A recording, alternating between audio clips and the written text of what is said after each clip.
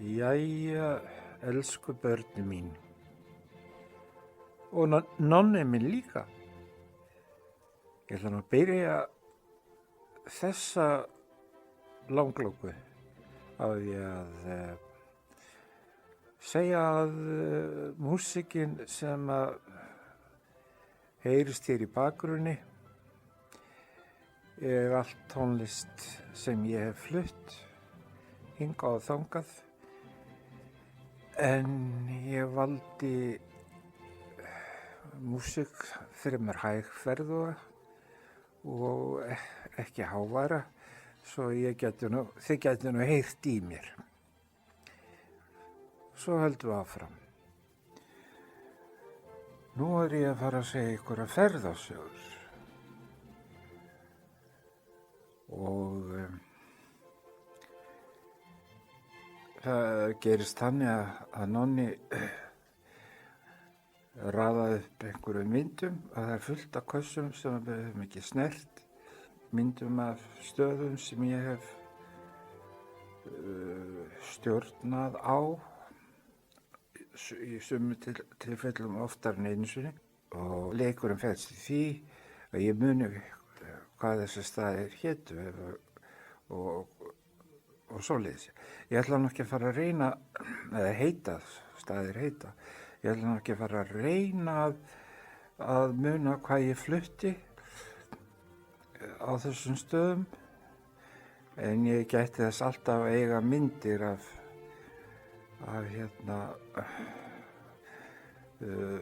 ég var alltaf með myndavél með mér. Ég tók hins vegar ekki myndir af öllum stöðunum, keypti það póstkort eða bara googla þessa staði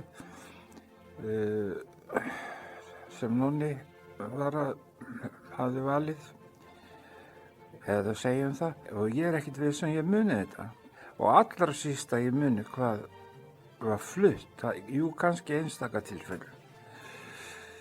Svo koma myndir af mönnum sem að ég hef hitt á þessum ferðalögum mínum,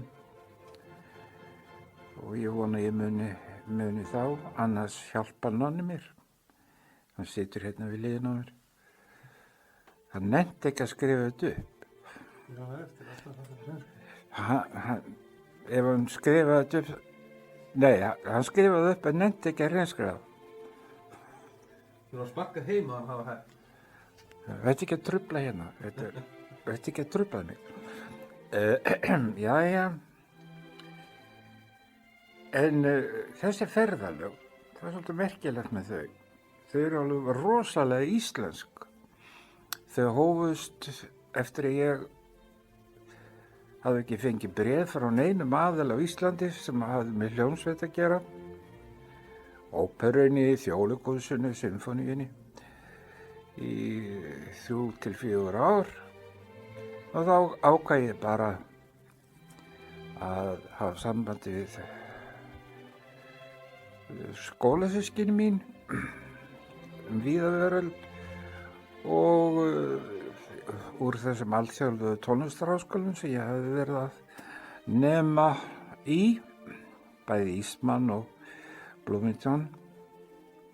Þar voru allar að þjóða kvikindi, meira að segja Íslendingur, og stingað mér svo bara til sunds, sjá hvort ég geti þetta ekki eins og allir aðrir, eða reynað allavega.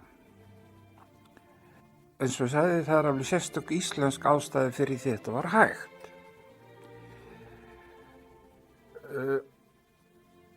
Það helgast því, eins og Stephen Fry benti á þættinu sem ég bara rambaði á fyrir tilviljun, og hann er bara helgaður Íslandi. Það var ógaman. Og ein spurningin til pallborðsins var svona: hvaða þjóð í heimi splæsir flestum frítugum á sig á ári hverju? Og þetta var nú áður en Ísland var nefnt í þættinum, og menn fóru að giska á hin og þessi lönd. Ég man ekki hvort að pallborðið áttaði sagði, en í öllu falli sagði Stephen, það er nú bara Ísland. Og svo kom þetta. Af 1000 dögum þá eiga Íslendingar frí 365 daga. Og það er heimsmet. Og ég veit ekki eins sko,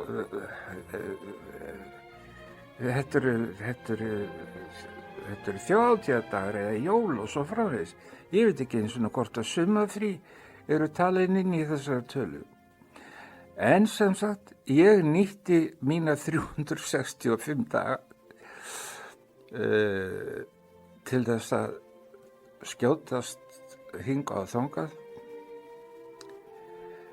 og tengja saman fundarferðir og tónleikahald og fyrirlestrahald og þetta og hitt og komst upp með þetta fyrirkomulag og hafði í mig og á og mín börn og mína burru.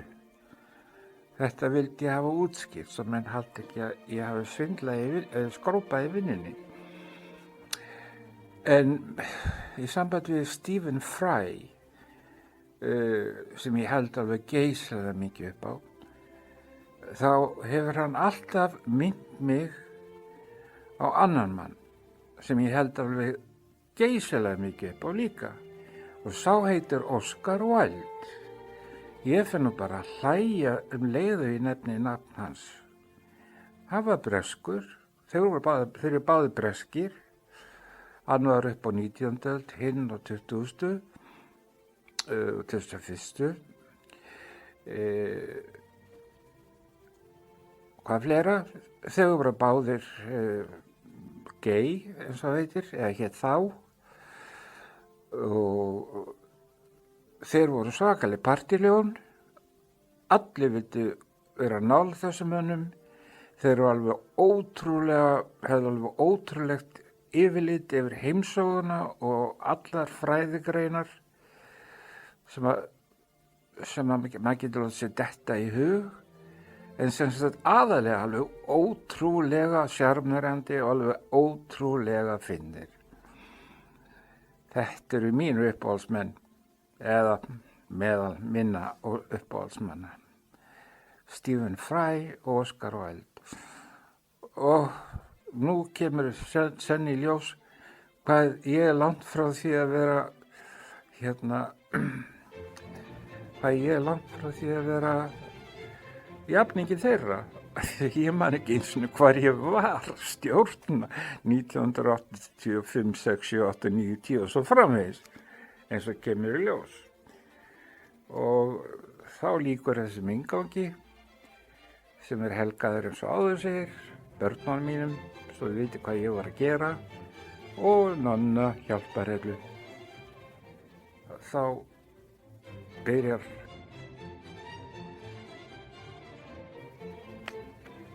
Jæja, gott fólk. Þá kemur fyrsta myndin sem að Nonni valdi. Við veit ekki hver hún kemur fyrst. Og það er saga á bak við hana. Þannig var að ég var að vinna með yndislegu manni sem heitir Baldur Hrafnkell Jónsson að heimildarmyndum fyrir sjónvarp sem fjölluðu Jón Árdal, Þorkel Sigurbjörnsson og Atli Heimir Sveinsson. Ég man nú ekki hvenær þetta var, í kringum 90. Og í sambandi við þessa heimildarmyndi sem voru 30 mínútur lengt, að þá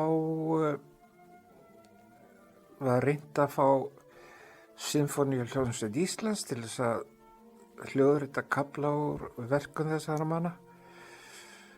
En það var torsótt og eiginlega hljómsveitinni að stjórn hennar til skammar af því að þetta eru nú okkar allfrægustu og bestu tónskáld.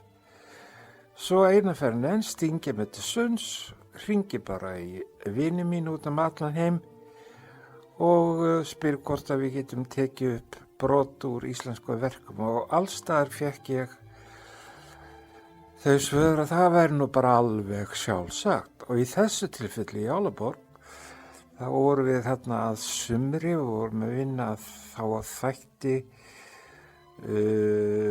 Þorkell Sigurbjörnsson og það vantaði óskaplega upptök og sellókonsert hans sem ég frumflutti með Sinfó á sínu tíma og Hafleið Hallgrímssyni og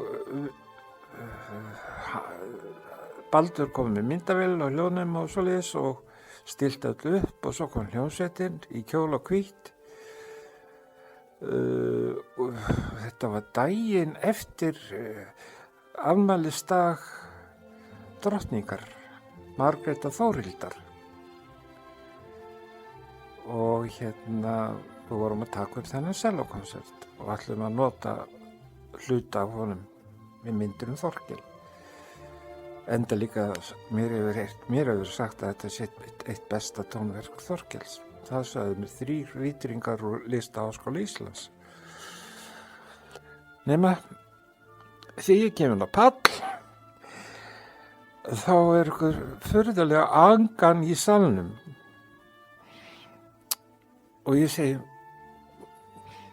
hvaða ilmur þetta?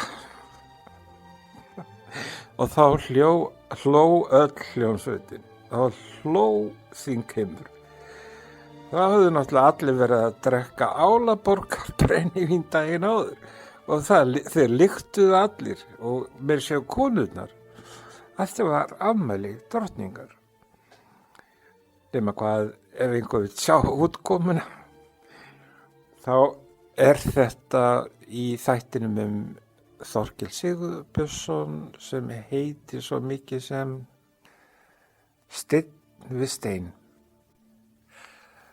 Já, svo vil ég endilega koma þessu að án ég gleymi því að músíkin sem við heyrum undir þessu spjalli,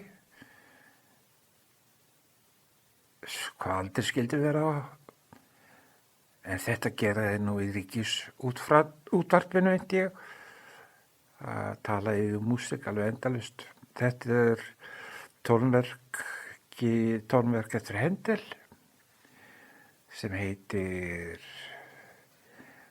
Vatnarsvítan í útsetningu fyrir stóra hljómsveit eftir Sir Hamilton Hardy og það má alveg fljóta hér með að þetta var fyrsta tónverki sem ég var falið að stjórna í Musical Arts Center í Bloomington og bara tókst bærilega, takk fyrir. Já, hér komin mynd, tónleikasalur.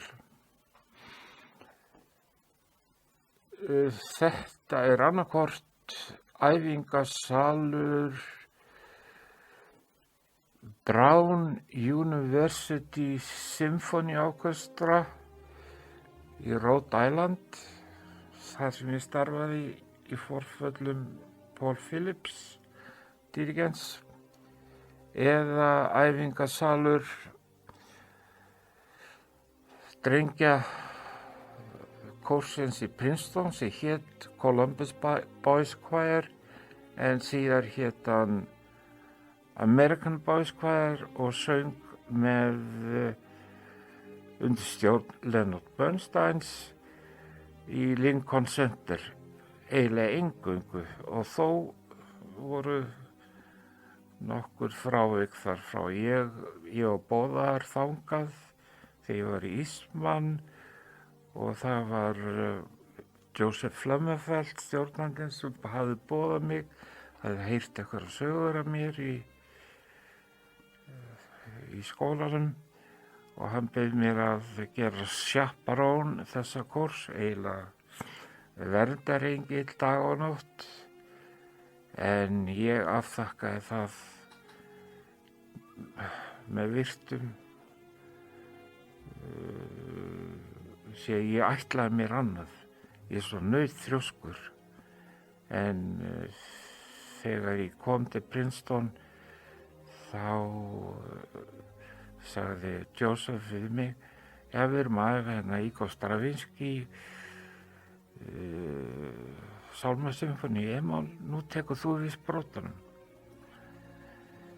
En ég sem sagt afþakkaði boðum að gera chaperón þessa glæsilega kors.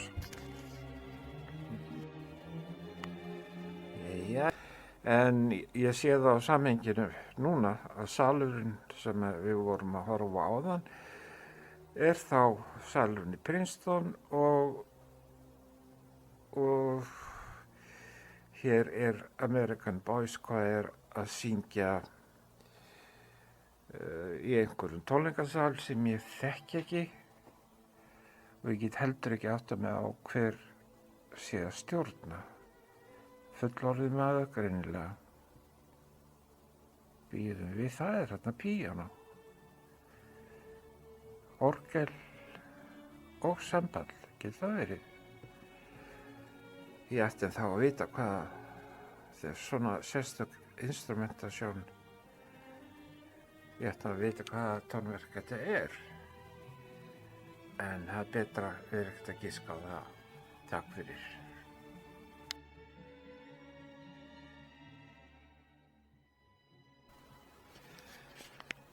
Jæja, nú held ég finna að ráða gátuna hans Nonna. Fyrst kom æfingasalur American Boys Choir í Princeton. Svo kom þar á eftir mynd af Princeton-kórnum ásamt eldri félögum sem ég kallaði kallakór. Og maðurinn sem var að stjórna hlýtur að hafa verið Joseph Flammerfeld og hann er hér á mynd. Ég dáði hann mikið, hann vissi það ekki, en hann bauð mér að taka við kórnum.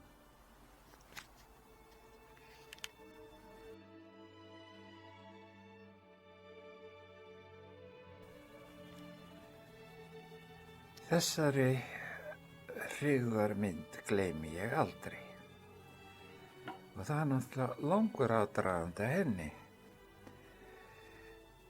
Og svona, ég var í Bloomington sumarið 1994 og húkti þar inn á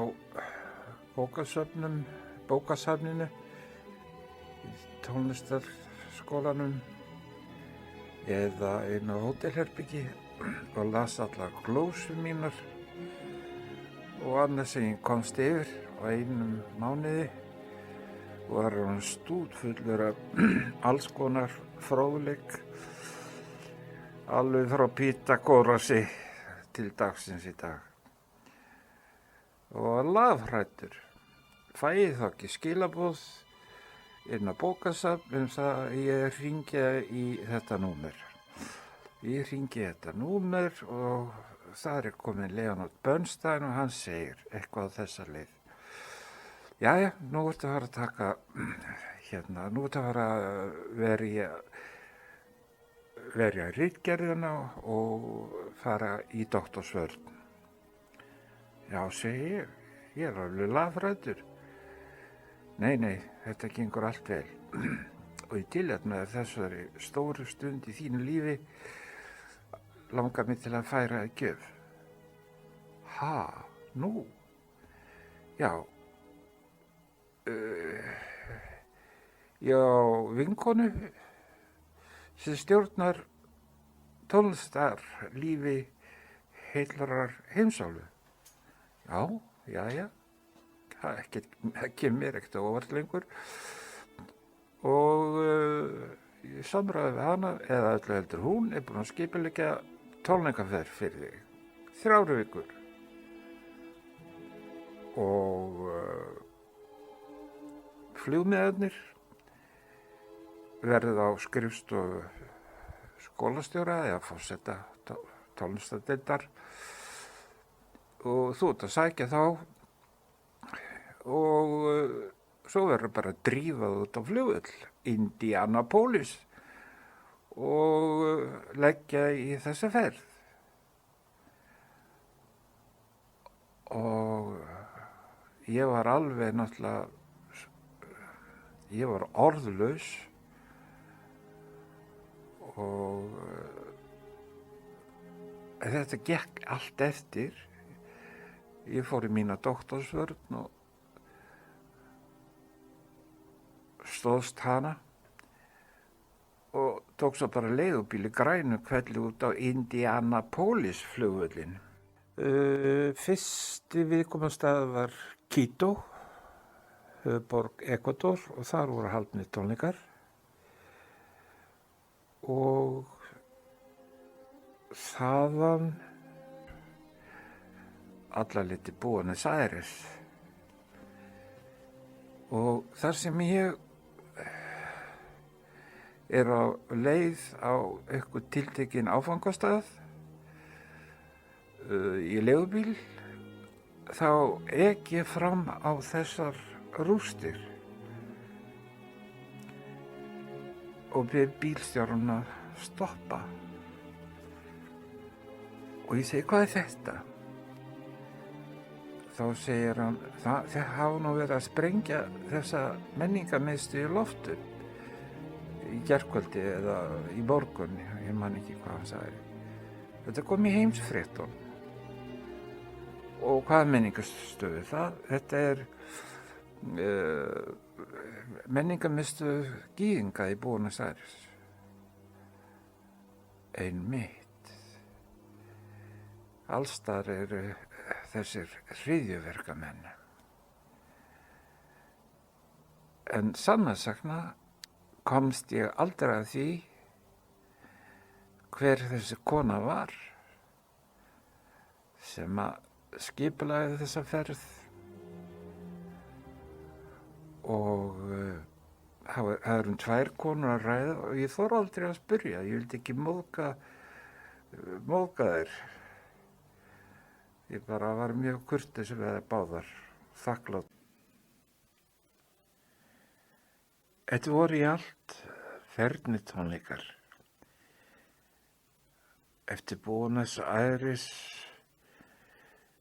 Quito, Ekvador, fór ég til San Juan, sem er næsti bær við Mendoza, rauðvíns héraðið sem Íslendingar versla við og þaðan til Mar del Plata. Það eru margar sögur hægt að segja frá þessu, en ég gleymi aldrei hornaflokknum í hljómsveitinni í Mar del Plata. Látum það nægja.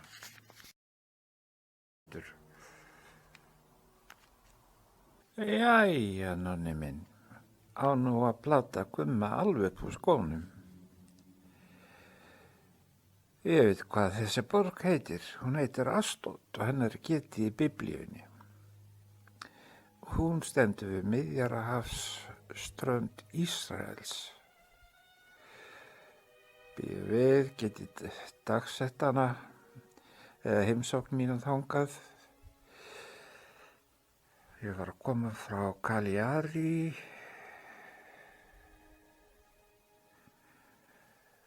Nei, ég get ekki dagsett þetta, bara hreinlega man það ekki. En ég man ýmislegt frá borginni. Í fyrsta lagi þá er þessi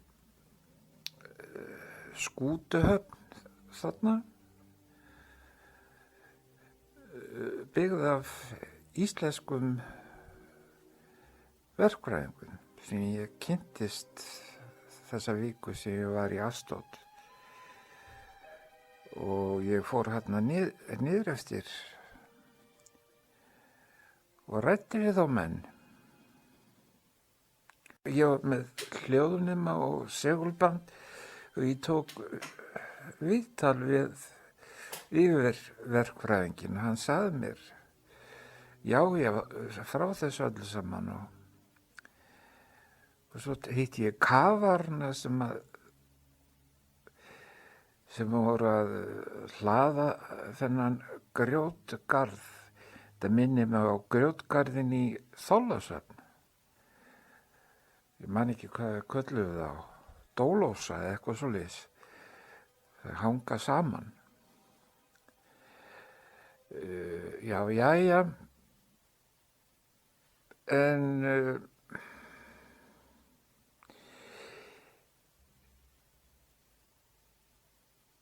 einn góðan viðdag þar sem ég að stjórna og æfa hljómsveit, 24 manna strengjasveit, þannig Astótt, en hún fluttist til Ísrael, enda allt gyðingar, frá Rússlandi, bara en masse, bara allir sem einn, og sett upp bækistöð þarna í Astótt, sem nú bara steinsnar frá Gaza-ströndinni. Það er að henda steinum þar á milli nánast. Og úr þegar við vorum að tala sprenginguna í Buenos Aires,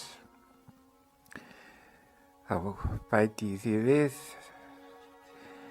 að á einna æfingunni hljómuðu sírenur í borginni og allir sem einn sögðu mér að koma og það var ekki nema 1 eða 2 mínútur í sprengingu og fóru niður í kjallara. Svo kom aftur sírenan og þá var hættan liðin hjá. Þá hafði ísraelsk orrustuþota framleitt í Ameríku skotið þetta loftskeyti niður og hættan liðin hjá. Það er leiðilegt að þau eru að segja svona, þetta nú bara alveg satt. Og eins þegar ég var að rölt í gömlu borginni í Jerúsalem með leiðsögumanni, þá vildi hann endilega fara inn á eitthvað veitingahús og fengi að smakka hebreska rétti og þeir voru voðalega góðir og fínir og svo þegar þökkuðum fyrir okkur og gengum út á stræti eitt og vorum svona að skoða í búðaglugga eða öllu heldur þrammaði Markastorg og skoða í búðaglugga, þá kveði við þessi líka rosalega sprenging og hún var beint á móti veitingahúsinu sem við höfum setið á og auðvitað sprakk það í loft upp og allir dóu sem þar voru inni. Það muni ekki nema 10 mínútum. Mér var verulega brugðið. En tölum eitthvað skemmtilegt. Þessir rússnesku að kalla á flóttamenn sem færðu sig frá Rússlandi til Ísraels voru alveg hryllileg séni. Ég man ekki hvað, ég man að við spilum Mozart fiðlukonsert, ég man ekki með hvað, Adur, ekki, og man ekki annað verkið, en svo sögðu við mig því ég mætti okkur langar til að spila Mendelssohn oktettinn fyrir strengi. Já, allir hafa oktett. Nei, við viljum spila Mendelssohn oktettinn með allir hljónstinni. Ég sagði, það nú hægt líka? Já. Og leið og við byrjum að kíkja á það og æfa það. Heyri ég náttúrulega þig að spila þetta aftur á bak. Svo ég lék mér að því að taka hröðustu tempó sem ég á ævi minni tekið á tónleikum í Mendelssohn, bara til að leyfa þessum snillingum að njóta sín. Fyrsti seljuleikarinn, virðuleg frú, hafði verið nemandi Rostroprovits. Hún bauð mér heim til sín á einhverja 20. hæð í einhverju ægilegu háhýsi, tók vel á móti mér og sagði mér sögu hljómsveitarinnar og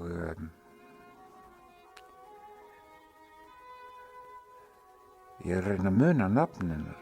Mér veist ég verði eiginlega að muna hvað hún hét.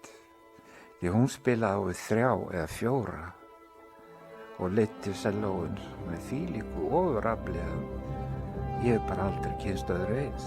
Þetta var yndislega gaman. Hvað heita nú æðstuprestarnir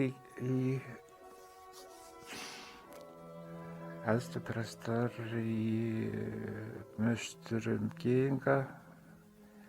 Ég get ekki muna það. Rabbi. Hún hét frú Rabbi, ekkert annað og ekkert minna. Þá verði ég að hætta þessu spjalli Astót.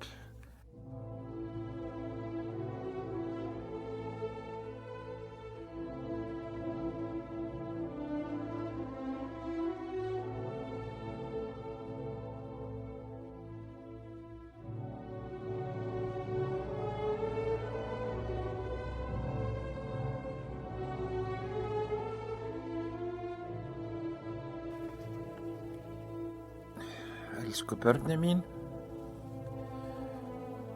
ég ætla að taka fram að ég vænti símtals frá fæðingardeild í Stokkhólmsborg og ef síminn hringir þá ríf ég þetta spjall.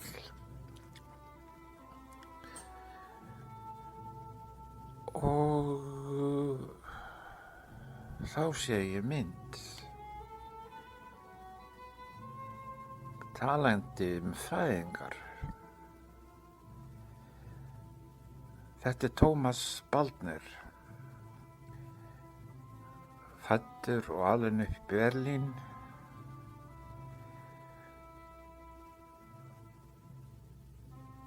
Og sigurvegari Santa Cecilia keppni hljómsveitastjóra. Já, ég veit ekki hversu ungur hann var. Ég held að það hefði verið 24 ára eða eitthvað svoleiðis. Ég hef sagt það áður og þá opnuðust honum alla leiðir.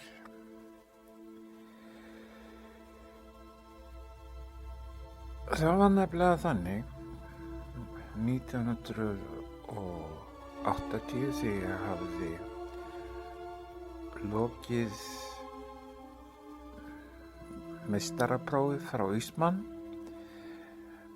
að ég ók til Bloomington og átti að taka ég átti að taka inntökupróf fleiri en 1 og fleiri en 2 og fleiri en 3 til að athuga hvort ég veri hæfur sem hinn ein og sanni doktorsnemi það árið. Og ég ætla nú bara að segja þessa sögu aftur að því að hún skipti sköpum í lífi mínu. Við biðum þarna eitthvað 30 manns fram á gangi. Besta hljómsveit skólans, 1 af 5, var inn í æfingasal og svo fóru umsækjendur að tínast þarna inn og það var alltaf 2 hleypt inn í einu. Einn settist stól á aftasta við bakvegginn, hinn fór á púltið og síðan var honum sagt að stjórna, eða Tómas sagði honum að stjórna einhverjum þætti úr sinfoníum Beethovens, öllum 9 tölu, og sumulendu og 8. og sumulendu og 3. og 2. og 1. og allt þar á milli. Já, ég man ekki, ég held að enginn hafi, jú, það lenti 1 á 9. Það er að segja fyrstu 3 köflunum eða eitthvað svoleiðis. Og svo þegar Tómas var búinn að meta þá, og það tók nú yfirleitt ekki mjög langa hríð, þá var sagt bara takk fyrir og þeir sendir út. Næsti sá sem satt á aftasta bekk fór þá upp á púlt, þetta ganga rætt fyrir sig. Hljómsveitin var að, já ég man það núna, hljómsveitin var að fara í jólafrí og vildi komast frá þessu leiðilega verkefni að spila undir stjórn svona misjafnlega góðra dýrikenda. Og svo það þurfti að hafa hraðan á svolítið, eiginlega eins og Farvel Sinfonía Haydns í þeim skilningi. Svo kemur að mér að sittast á aftasta bekk, ungur maður fer upp á pall. Þetta voru allra þjóðarkvikindi, vægast sagt, meira segja frá Íslandi, og þessi ungi maður gerir þau reygin mistök að staðan fyrir að bara gera svo honum var sagt, að stjórna þessum þætti úr Sinfoníu Beethovens sem að kom í hans hlut, að þá fór hann að eitthvað eiga við nótnapúltið, hallaði því á ýmsa vegu og togaði það upp eða niður, eða setja það niður og svona eitthvað lítið kringum sig og snýta sér, jável, ég veit það ekki. Ég man það ekki, ég bara horfði með forundran á mann. Þá sprakk Tómas og sagði, næsti takk. Hann lyfti aldrei sprotanum þessi maður, fór bara mjög sneyptur út úr salnum. En ég fór upp á pallinn og stjórnaði mínum þætti, Beethovens Sinfoníu, og fekk mér sér að stjórna hún til enda. Og hvar svo braut og gerði mér engar vonur það að ég yrði sá henni útvaldi. En svo gerist það einmitt á jólum að bréf berst í íbúð mína þess efnis að ég sé kandidatinn sem að skólinn hafi valið. Þetta var 3. og lokaprófið inntökuprófið sem ég tók til að komast í þessa aðstöðu. Ég vissi að það myndi breyta lífi mínu og uppfylla alla mína drauma ef ég kæmist á þennan stað, og það gerði það svo sannarlega. Svo segja má með sanni að Tómas Baldner sé örlagavaldur í mínu lífi ásamt reynda mörgum öðrum. En þessi ákvörðun hans skipti sköpum fyrir mig og opnaði mér leiðir sem mig óraði ekki fyrir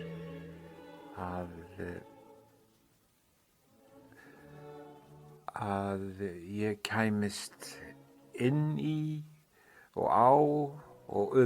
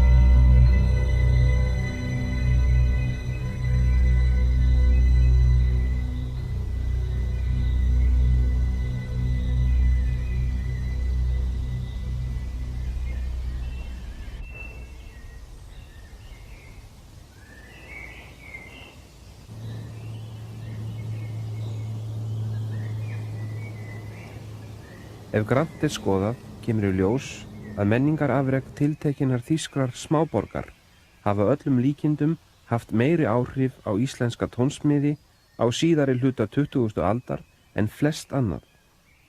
Kveða mætti enn fastar á orði og fullyrða að eitt tiltekið sumarnámskeið tónsmiða haldið í prestaskólanum á Maríuhæð í útjaðri Darmstadt 1957 hafi í raun breytt tónskáldskap Íslendinga ekki einungis hríð heldur til frambúðar. Þessar vangaveltur verða raktar hér í inngangi að frásögn Jón Nordal, tónskáld og skólastjóra, sem í rúma 3 áratugi hefur mótað tónlistarlíf Íslendinga beint og óbeint.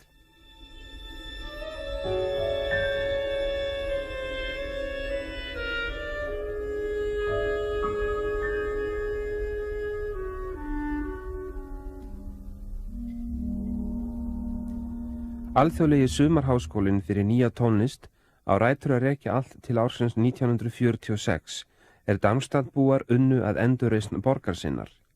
Wolfgang Steinecker, menningarfulltrúi, átti hugmyndina. Wandte sich mit seinem Vorschlag an den damaligen Oberbürgermeister der Stadt und fand offene Ohren. Der Oberbürgermeister stellte Geld zur Verfügung. Und obwohl die Stadt größte Probleme hatte, beispielsweise in der Versorgung, wurde dieses Abenteuer Ferienkurse für neue Musik begonnen. Árið 1957 laust saman í Darmstadt annars vegar þeim töldu svo kallaða raðtækni töfrasprota tónsmiða framtíðarinnar og hins vegar ný uppristnum róttæklingum sem þvert í mót töldu að frelsa bæri tónskáldskap úr viðjum þeirrar voðalegu tækni. Jón Nordal kam in der Zeit des allmählichen Umbruchs der kompositorischen Methoden nach Darmstadt. Noch war die serielle Musik in Hochblüte, aber zugleich wurde heftig kritisiert an starren Formeln und an Unbeweglichkeit und es gab da viele Schlagworte. Tímasetning heimsóknar Jóns Nordals til Darmstadt gat vart verið dramatískari. Margir af helstu tónhugsuðum samtíðarinnar voru þar á ferð sumarið 1957. Þeirra á meðal Stockhausen, Boulez, Adorno, Maderna, Nono, Messiaen og fleiri. Átök lágu í loftinu. Jón var ekkert unglamb hér var komið sögu, 31 árs að aldri, jafn aldri flestra leiðbeinenda og í raun fullmótað tónskáld, eins og píanókonsertinn frá árinu áður ber með sér. Jón var afsprengi mjög hefðbundina og sérstæðra afla. Hann hafði meðtekið fræði hindimiðs hjá kennara sínum Jóni Þórarinssyni í borg norður á Hjara sem vart hafði slitið barskóm í tónlistarlegu tilliti og fjallaði Bach og Wagner í nýjustu tónlistarfréttum. Hann hafði síðar lært klassískt handbragð hjá Willy Burkhardt í Sviss í einu borgaralegasta og íhaldsamasta landi Evrópu. Sumar þetta í Darmstadt gerði Jón sér loks fulla grein fyrir hinni að því virtist óbrúanlegu gjá myndast hafði á milli fyrirmynda hans og hans sjálfs annars vegar og framvarðarsveitar yngri tónskálda Evrópu hins vegar.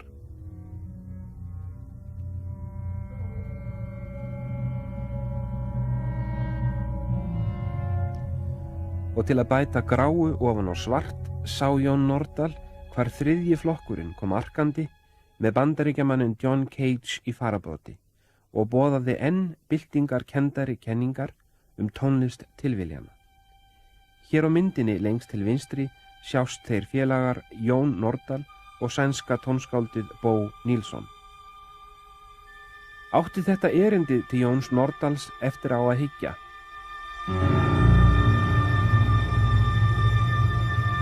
Já, ég var sannfærður það að þarna voru mjög margir hlutir á seyði sem mér langaði til þess að kynna mér. Og með því að fá svona sterkan skammt af þessu eins og að vera á þessu námskeiði í Darmstadt, þar sem voru allir svona, eða flestir forkólfarnir, þá fékk ég náttúrulega mikið til þess að moða úr og vinna úr og á næstu árum gerði ég það líka. Ég kynnti mér þessa tónlist og var bæði hrifinn af henni og ekki hrifinn af henni. Á sumarnámskeiðinu gerðu menn beinlínis gys að hindimið. Hvarflaði að Jóni Nordal að námið sem hann átti að baki og tengdist kenningum hindimiðs væri unnið fyrir gír. Svar Jóns afdráttarlaust. Ég hvorki trúa á þetta eitt eða neitt þannig í tónlist. Maður lærir þetta til þess að vera færum að reyna að segja það sem manni sjálfum býr í brjósti. Og ég hef ekkert borið neitt af þessum mönnum neitt fyrir brjósti þannig. Þess að ég veri eitthvað hörundsár fyrir hans hönd. Ég hef ekki lítið á mig sem hindi mitt nemanda og yfirleitt það sem ég lærði þetta það var bara það sem öll tónskáld og líka þessi tónskáld höfðu lært. Dvölin í Darmstadt skipti sköpum. Í framhald af henni benti allt til þess að Jón legði árar í bát. Það dróst að ég gæti skila niður frá mér sem ég var ánægður með. Ef ég myndi segja það hvað var langt á milli verka þarna, það var sem sagt á 10 árum hvort eitt einasta verk, ég meina sem var svona kannski eitthvað bitastætt. Ég var eiginlega hættur að líta á mig sem tónskáld á þessum tíma og ég var nú hissa á aðrir skyldu gera það. Og satt að segja þá, svona held ég þegar ég lít tilbaka að þetta hafi kannski verið svona örlagavaldur í mínu lífi að vera þarna einmitt á þessum tíma. Jón Nordal rauf Darmstadt þögnina seint og eftirminnilega. En áður en frá því greinir verður litið öxl og slóð Jóns að Darmstadt rakin til baka.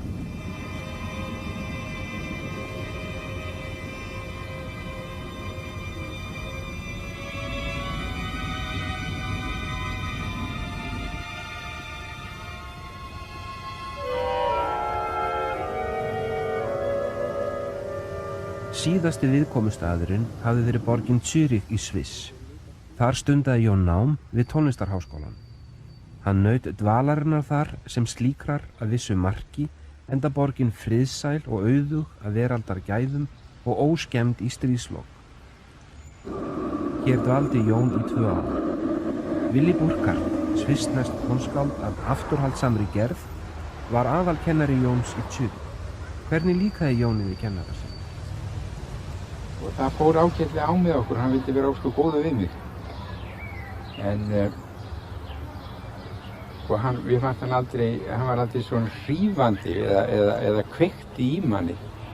En hann gat frætt mann mjög vel. Ég var ekkert mjög hrifinn af konservatóriinu, það segi alveg svo vel. Ekki líkaði Jóni heldur skólavistinn að öðru leyti. Og mér fannst svona svolítið í heildina þvingandi stofnun.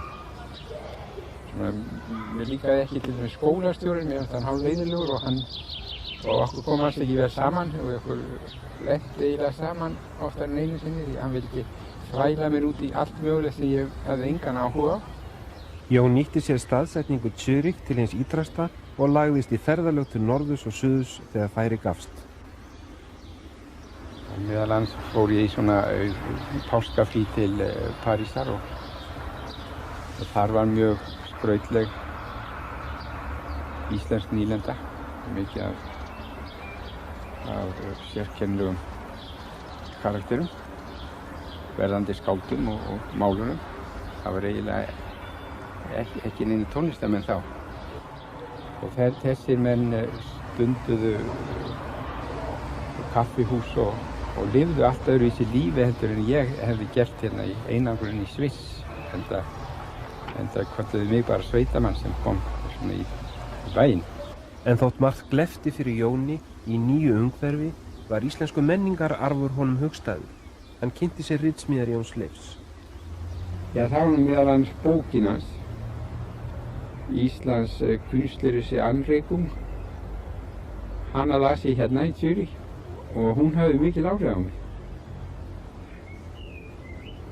Og ég dáðist að því sko þá hvað hann hafði verið sko sjálfstæður í raun og veru alltaf og samfærður sko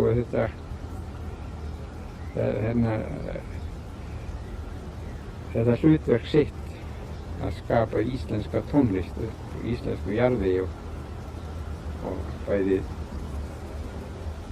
tónlistin og bókmenntunum og yfirleitt þessum íslenska arfi. Sáðkorn hugsana Jóns Leifs fjallu í plægðan akur í huga tónsmiðsins unga. En æskuheimili hans við Baldursgötu í Reykjavík hafði hýst margan gest gjörþekkti þær þjóðlegu slóðir Jón Leifs fór En fleiri eiga hluta þessari mótunarsögu. Ríkisútvarpið flutti Íslendingum tónlistartíðindi utan úr heimi, jafnvel af stórhættulegu mönnum, svokölluðum nútímatónskáldum. Ég man nú sérstaklega til Stravinskij að maður gat svona, fann kraftinn í þeim verkum svona þó maður væri ungur. Og þetta var alltaf kynntur þannig sem ákaflega umdeild tónskáld, það var ekki, svo sem maður var svolítið á varðbergi strax þegar maður var að hlusta á hann út af því. En einn mesti áhrifavaldurinn í lífi Jóns án efa Árni Kristjánsson, píanóleikari, fyrrum skólastjóri tónlistarskólans og tónlistarstjóri útvarpsins. Hann svo fjölhæfur, hann eiginlega heima allstaðar, hvar sem að hann komið. Og hann sem kennari þá var einmitt þetta að hann átti svo auðvelt með að setja allt í samband, tengja tónlistina við svo óendanlega marga hluti sem í öðrum listum og bókmenntum og öllum öðru. Ég gerði það verkum svona maður lærði bara svo mikið hjá honum. Ekki aðeins tónlist, þetta er bara yfirleitt skynja list og lífið allan nátt. Pabbi kom náttúrulega allt annað átt þegar hann var að kenna mann, þetta er Árni. En ég sé það nú núna sko að þessum tveimur mönnum hef ég náttúrulega lært kannski mest. Ég gekk svo lítið í skóla, bara lærði svona, já, í heimahúsum og svona var sjálfum mér og þeim sem ég hef gerst. Ólíkt jafnöldrum sínum sat Jón ekki í langtímum á skólabekk, fremur en kennari hans, Árni Kristjánsson, enda átt hann við veikinda að stríða í æsku. Jón naut hins vegar einkakennslu, auk handleiðslu foreldra, en faðir hans, doktor Sigurður Nordal, stundaði fræðistörf heima við. Þau settu svip á heimilið. Mann stóð svona viss ógn af því öllu saman. Því að hann vildi hafa sinn frið. Þess vegna var hann til dæmis uppgefinn það að ég færi að spila allt og mikið, það myndi truflast af því. En svo þegar tilkom sko, ég var farin að spila þá var hann sá besti stuðningsmaður sem ég gat haft og ég truflaðist aldrei af neinu slíkum hávaða. Hlutur móðurinnar, Ólafar Jónsdóttur, í tónlistaruppeldi sonarins var ekki minni. Og það var eiginlega hún sem kom því í gegn að ég fékk að læra að spila. Það er svona, eins og ég sagði áðan, það var svona viss tregða í því. Hún var mjög listræn kona á allan hátt og hefði í raun og veru átt að vera í einhverju slíkum hlutum en var það nú ekki sko. Hún var mjög vel menntuð kona og listræn. Skemmtileg. Nú verður haldið áfram frásögn þar sem frá var horfið í Darmstadt. Þegar Jón Nordal var spurður að því hvers hann hefði orðið vísari sumarið 1957, svaraði hann að Darmstadt-dvölin hefði losað vissa hluti og beint honum inn á nýjar brautir. Afraksturinn kom þó ekki í ljós fyrr en 1962 í stuttu hljómsveitarverki, Brotaspili. Þótti tónleikagestum kveða við nýjan og undarlegan tón. Enn kom löng þögn nú til ársins 1965 Adagio fyrir flautu, hörpu, píanó og strengjasveit var frumflutt. Þá loks var fundinn tónninn sem síðar einkenndi lífsverk Jóns Nordals. Tónskáldið stóð á fertugu.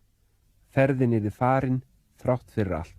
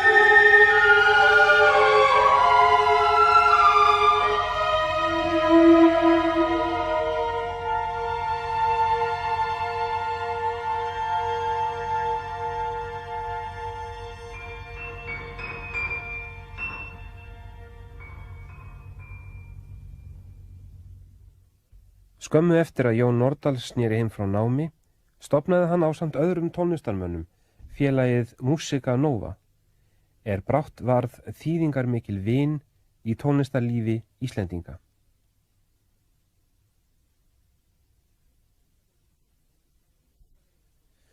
Svipað leyti tók Jón við embætti skólastjóra tónlistarskólans að fyrrum kennara sínum Árna Kristjánssyni. Jón segir: það að reka stofnun og þurfa að segja öðrum fyrir verkum, að sjá fjármál og yfirleitt allt það vafstur sem í kringum slíka hluti, var mér afskaplega fjarri þegar ég var ungur. Ég bara einhvern veginn leiddist út í þetta. Ég var hljóðfæraleikari, spilaði mjög mikið og samdi og kunni allt handverk og þar með analýsur og slíkt. En ég var engin tónlistarsagfræðingur eða akademiker. Það ágætur hlutur en allt annar heimur.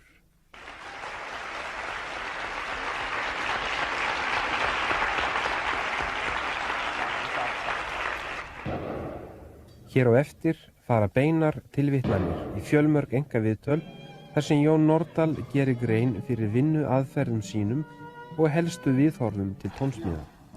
Viðtalsbrotunum raðað í eina mynd. Jón segir: fyrri verki mín voru frekar á bjartari nótunum. Það kannski meira með árunum sem þau hafa fengið svona svolítið myrkari tón. Ég hef orðið meira frákverður konsertantverkum, samkvæmisleikjum og slíku. Ég hef reynt að koma einhverju öðru áleiðis að segja eitthvað mannlegt. Mig langar mest til að finna eitthvað ferskt sem ekki hefur heyrst áður og þó alveg lógískt og hægt að standa við. Verk sem bara tilfinningar verk sem náttúrulega stenst ekki. Það verður alltaf að vera mjög skýr hugsun í því. Ef ég á að vera alveg ærlegur, þá koma verkin oft mjög hörmulega út við fyrstu heyrn, eins og þetta sé alveg gjörsamlega ómögulegt allt saman. Það lagast stundum, ekki alltaf. Manni finnst maður alltaf vera að gera eitthvað alveg nýtt og ferskt, en í raun alltaf að berjast við að losna við eitthvað sem maður gengur með í sér alla ævi. Það hefði kannski verið hollt fyrir mig að láta meira svona vaða á súðum og láta meira frá mér. Ég hefði viljað gera miklu meira og hef aldrei náð því sem fyrir mér hefur vakað. Svo ég get nú ekki sagt að ég sé neitt alveg sáttur við það. En ég sinni tónsmíðum yfirleitt heima.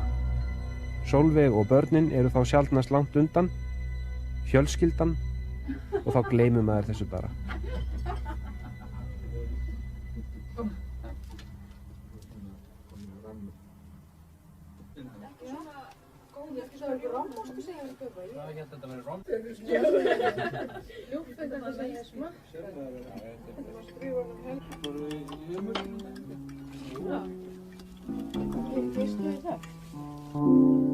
Jón heldur áfram. Ég oft í eins konar leiðslu ástandi við þetta. Þetta ástand getur komið undir öllum kringumstæðum ef það eitthvað sem snerti mig. Bestu skilyrðin í ljósaskiptum eða á öðrum dulúðugum augnablikum dagsins.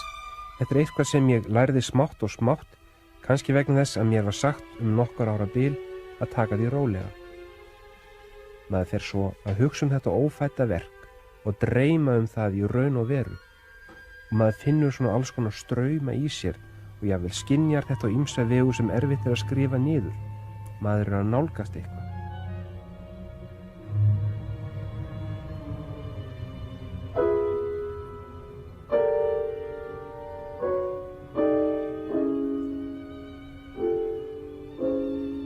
Miðbik starfsins birtist hinn kaldi raunveruleiki og þá byrja ég að grafa upp einhver tónasambönd, eitthvað sem kveikir í mér og getur fleytt mér áfram. Og þá grípur maður kannski líka eitthvert eldra efni. Maður með í sér alls konar tónhugmyndir frá því áður. Og því miður þá gerist það að ég byggi upp og ríf niður á víxl, þangað til ég komin í þá stöðu að ég verð að takast á við þetta og skila því frá mér.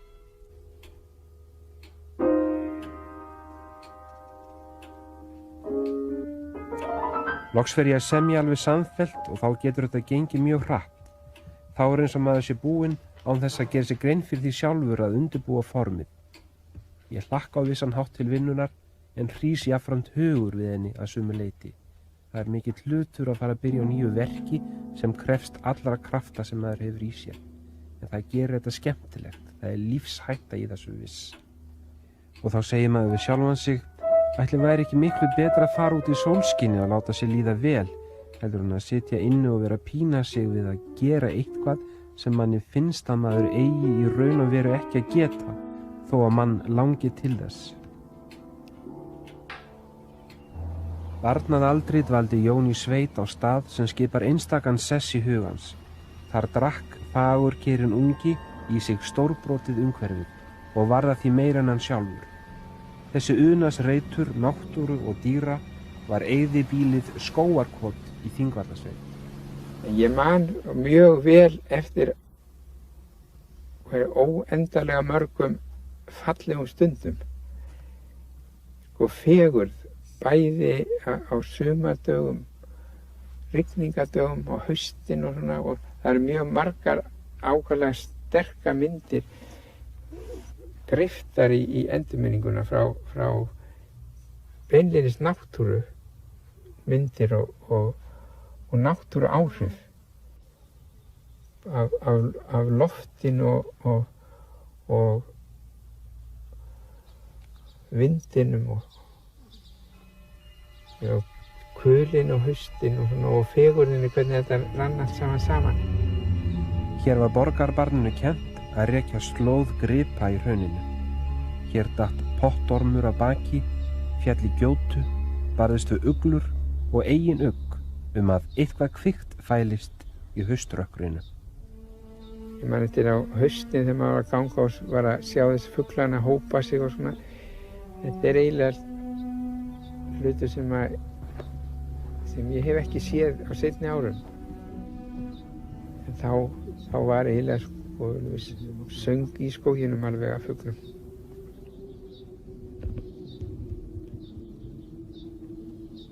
Svo var þessi fjallarhringur hérna og allt það sem er innan hans af þessari dásamlegu fegurð og margbreytileika. Svo voru hestar og svona eins og var í gamla dag. Þetta var náttúrulega heyskapurinn var á þessum gömlu skorðum eins og hann hafði verið alveg frá landnámstíð. Það er ekki langsótt kenning að líta á Skógarkot og Þingvelli sem hvatan að lífsstarfi tónskáldsins Jóns Nordals. Hvergi hefur íslenskari tónn verið sleginn en einmitt hér. Sagan vakir allt kring. Hér hafa innlend og erlend menning háð hólmgöngu og orðið eitt. Hvergi fegurra, hvergi meiri ógn. Hér ríkir tíðum djúp þögn og kyrr, umlukt tregablandinni rökku hlýju. Hér eru menn í snertingu við kvikuna, barnið í sjálfu sér. Hér átti Jón sérstakan stað nefndist Rómarborg. Borgarliðið var mikilúglegt séð frá sjónarhorni lítils snáða. Þar var ímyndunaraflinu gefinn laus taumur.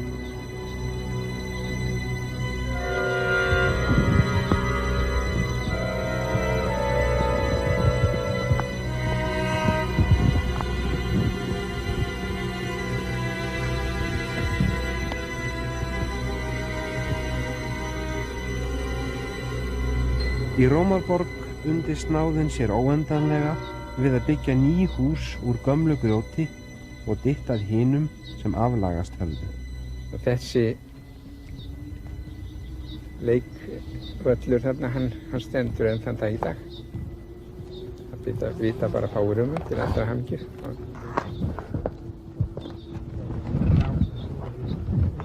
Þetta var allt jafn mikið ævintýri. Og það má segja að við alveg náð áttum hér á þessum stað. Og einhvern veginn fékk einhverja heimsmynd í mig. Maður veit aldrei hvaðan áhrif koma en ég veit það áreiðanlega að þau áhrif sem ég hef fengið hérna, þau hafa verið mér mjög til góðs og verið frjó fyrir mig og allan hátt. Og setið í mér, það hef ég fundið bara alla ævi. Mér finnst þetta að vera eins konar miðpunktur fyrir mig, þessi staður og jafnvel hérna bara Skógarkot. Finnst það alltaf vera eins konar uppbruni alls.